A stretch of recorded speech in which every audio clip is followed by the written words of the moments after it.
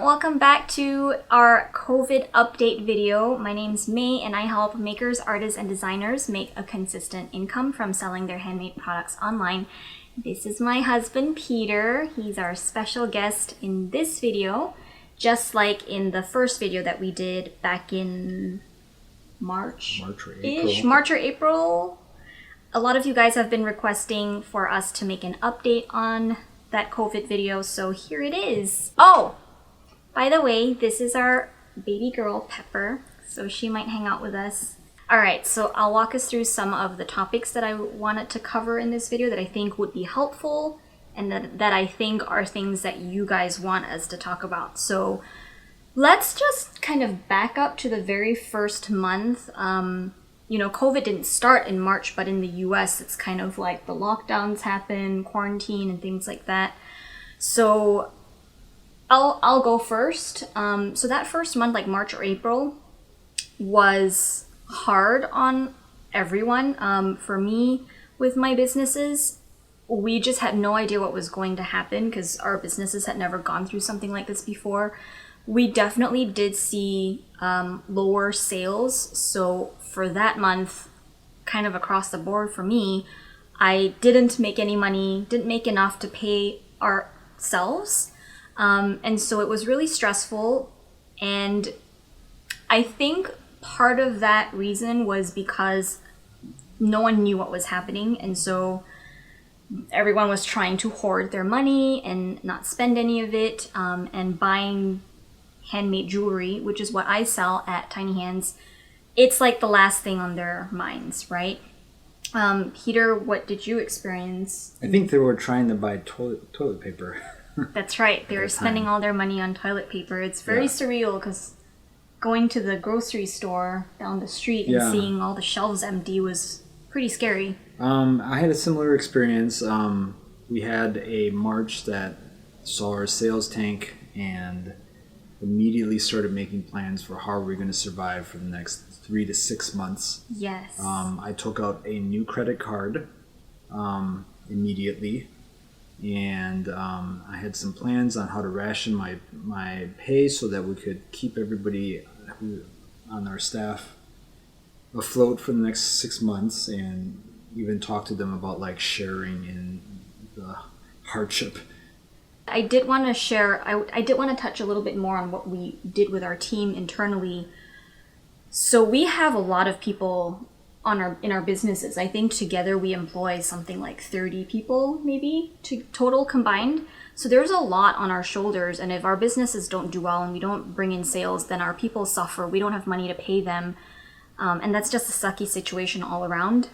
So something that we both did, and I think this was probably Peter's idea, and I just took his lead, but he wrote to his entire team to tell them, and we both did this, to tell them that, hey, we know this is an unpredictable time right now. You're probably noticing the slowdown in sales. We don't want you guys to panic or worry about it. We will make sure that we are paying you, and because for a lot of our independent contractors, this is the job that puts a roof over their head. So we feel like this deep responsibility for them and this obligation that we have to take care of them, because good people, a good team is really hard to come by. So when you have good talent, you really want to do whatever you can to keep them. And if it means, and we told our team this, if it means that we aren't paying ourselves, no problem. But we'll make sure that our team gets paid. Right. But also with that, presented to them like what our strategy was to get through this and what steps we're prepared to take for how long. Just as an update. Because I think part of it too is that if you don't address this with your team, they're likely to talk amongst themselves and wonder like, do they have a plan? Is this a good place to keep working? Yeah. Should I be looking elsewhere? Should I be, you don't want that happening. Some of these people, I love them. I want them on my team. Right, and to lose them, right. You don't want to lose them. You don't want them to look elsewhere either. Right. So they're looking for leadership in times of uncertainty. Yeah, that's a good way to put it. So moving on to the last few months in terms of sales, how does that look like? No, in terms of sales, how did that look? And how is it looking like now? This is potentially one of the best years I've ever had in business. So sales are really, really good. What about you? Well, this is my first year in business. Well, but it's the best. You technically started in 2019, but you only had a few months in there. But this is like your first full year that you're experiencing, right? Yeah. So, but you have The growth is phenomenal. My God. Are you comfortable sharing like what you're anticipating to make this year? Well, our revenue targets for this first full year, is $1 million. $1 million. So, yeah, we're still shooting for that. It was a bold goal to set, which I set with my business manager sometime in late June. We set that goal and put in the plans to make it happen. Yeah. And if you are catching this video and you didn't get to that first video yet, and you're probably wondering what Peter makes or sells, back in 2019, we both started a new Shopify store selling print-on-demand personalized art for the family. That is to the extent that we will share with you what the product is, so please don't ask what it is. It's pretty proprietary. So I think what has been interesting with why we are experiencing more sales than ever is, in that first video, we talked about how we were not going to stop any marketing. We weren't going to slow down on our marketing. We weren't going to pull back on doing paid advertising. Because when you do that, you are already, you're already digging the grave for yourself. You are already guaranteeing that you're not going to make any sales because you need to do marketing to make sales. And I think part of why, personally, I think actually for both of our businesses, our ideal customers are not really the people who are at risk of losing their jobs. So they are working from home remotely, but they are bored at home because they can't go out, and they're de-stressing from shopping online a lot more than they used to.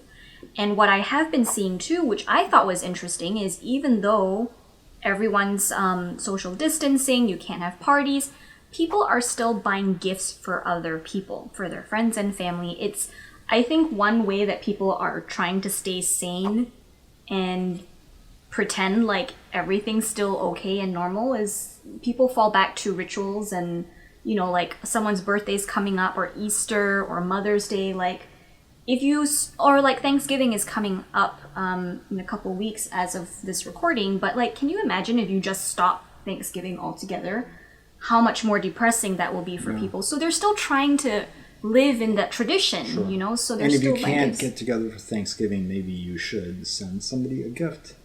Right. What if, is that accurate for you too? You feel like your ideal customers are buying a lot of gifts for people? Certainly seems like it. Yeah. There's a lot of gifting going on. Yeah. Yep. I mean, obviously, we are lucky in that our products and our market and our niche doesn't go against COVID. Like, I'm not selling products for party planning, for example, because I would imagine that if you were in a business like that, or for example, weddings, if your entire business was just selling products for weddings, then I can imagine you would probably see less sales this year. But not for us. I think generally speaking, if you're selling gifts, you should also be seeing an increase in sales. And with my students, I've actually been seeing some of them do sell bath and body products, candles, self-care. Yeah.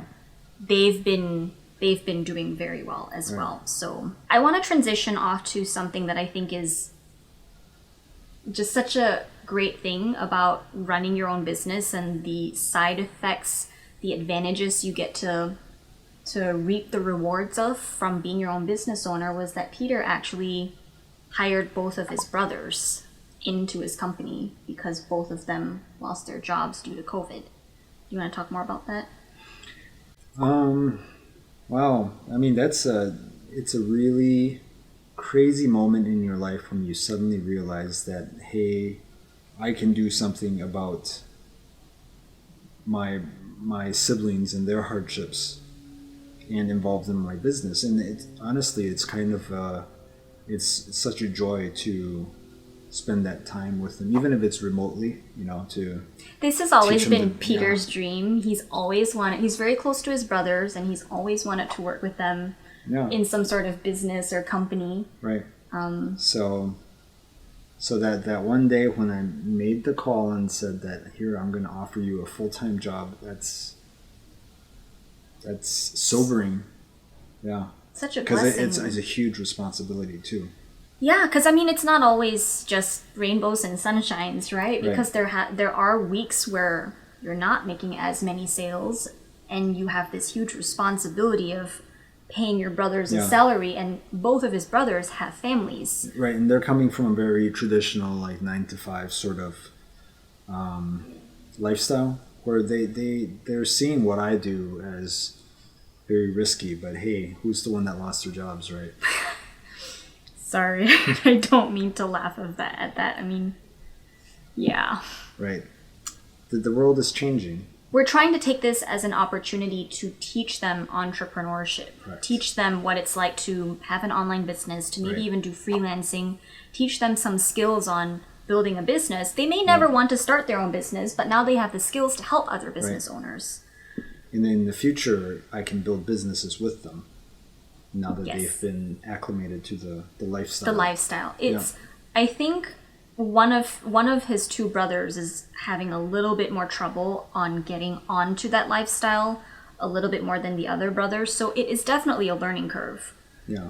And They both have young kids, and we don't. We have this one, but I guess young children are a real problem right now for their parents because there's nowhere to oh gosh, send yeah. them, during the Right. school day.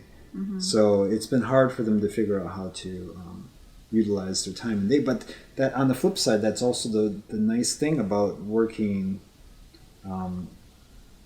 From home? From home for e-commerce, it's like you don't need to work 9 to 5. You can Flexible hours. Yeah. work when you have time, put the kids to bed, do some work. Yeah, but it is a learning curve, and you do have to be very disciplined and have a lot of initiative for that. So it is definitely a learning curve. Yeah. When I first started working for myself, wow, I think it took me at least 4 months to maybe even longer. Just longer, 4 months? 4 to 7 months before I could figure out how to carve out that time for myself and not take too much freedom to just bask in freedom. Yeah. It's a learning curve. It's hard. Not everyone's cut out for Right. being a business owner. Yeah. But I think it's a great way to assimilate them into that environment by employing them and kind of giving them a taste of what that's like. Okay, so then the next point that I wanted to touch on is, have we experienced any changes, delays in shipping of our products? I'll go first. I just spoke to my customer service manager because she has a better sense of orders and customers reaching out for late orders and things like that. And it's interesting that we have not seen a huge increase in delays, if any at all. And we ship primarily using USPS. So it hasn't been a problem, despite me seeing a lot of Facebook posts of people reporting a lot of delayed shipments. I think it always happens. There's never going to be a 100% every shipment gets there on time. But from what I've been seeing, it hasn't been abnormal. Peter ships with... These days is mostly FedEx for domestic and DHL for international. Mm-hmm. I have seen that it seems like the occurrence frequency of errors as far as getting the wrong package or just stuff getting lost and not scanned, that seems to be higher, but delivery speeds are good. In fact, in the first few months there were issues with delays and stuff, so that forced us, any hardships forces you to stand up taller. So it forced my company to start tracking harder, like multiple paths of tracking, preemptive ways of looking at like whether things are going to get delivered. And because of that, now I have great data. And today I'm seeing stuff like there's an art process in my product. And I'm seeing orders being delivered in the United States as quick as 2 days after placing the order. So that's 2 days to place the order, get an artist to do their stuff, print it, and shipped, delivered to their house door. That's it's insane. crazy. It can be really fast. It can be really fast, but the margin of error has increased. Right. I see. So that's with DHL and FedEx. Right. And I use USPS, and I haven't seen really much of a difference. So let's segue that into print-on-demand fulfillment companies. I don't use print-on-demand companies, but I know a lot of you guys do, so this is a point of interest for you. Peter and his business, they use Printful and Guten, so I wanted him to talk a little bit more about how they've been fulfilling orders. There was a point in time, I think maybe in April or May, where we kind of freaked out. We weren't sure if they were even going to be able to print any orders at all. Right. You want to talk about that? Right. There was a point where in California, I know there were not allowing companies to be operating. There was a shutdown. Yep. So the companies, they each have different solutions, but Printful, they went into skeleton crews and off printing from Mexico and shipping it into the United States. They got creative. We actually shipped it off of them for a couple of months, but we've been back now, and everything seems well. There seems to be a problem recently with prints getting stepped on before they're delivered. What? And, creases, and we just ship it again, just... Okay. We've gotten very good at rolling with the punches. So, I guess that is one thing COVID has taught all of us. Right. But something interesting that seems to be happening too is that we can no longer say to our customers, like, well, due to COVID, this happened, due to COVID. Like if a shipment has been delayed, you can't say, I'm so sorry, due to COVID, USPS is taking longer to ship. They don't buy that anymore. In the beginning, we were using that line, which was true because it was impacting our fulfillment process. But these days, if you say that, customers tend to say, haven't you figured that out? You can't keep using that as an excuse, because I think a lot of people are using that as an excuse, and it's spent. The balance is zero. Or at least customers are getting less tolerant of that, right. And everyone's over COVID right. at this The point. expectation is that you've got to rise above that and figure out how to and that is serve them. What we've seen on the purchasing end of things. There was a time where, because we buy so much from Amazon, there was a time where it would be very difficult to get anything on time and not have to wait like 4 weeks for something to get delivered. But Amazon figured it out, and they seem to be back to normal. So I always like to think of Amazon as kind of setting the benchmark for how we should be practicing our operations. And, we need to rise to their level of service. Not that I don't want to say it's impossible, but this is what a lot of people are used to when shopping with Amazon. This is what a lot of people are used to. Amazon sets the standard, so we need to kind of rise to that bar. The bar is high. Yeah. By the way, I'd love for you to let me know if you enjoy having Peter in my videos, because I sure do. It's a lot of fun having someone to talk to about stuff, but maybe the more comments we get, we'll have more Peter appearances in the future. So that's it for this video. I hope you found it useful and entertaining, maybe.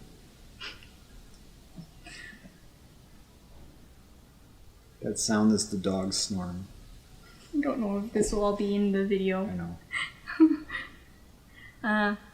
How do I end this? I haven't thought of how to end it. What do you want to eat tonight?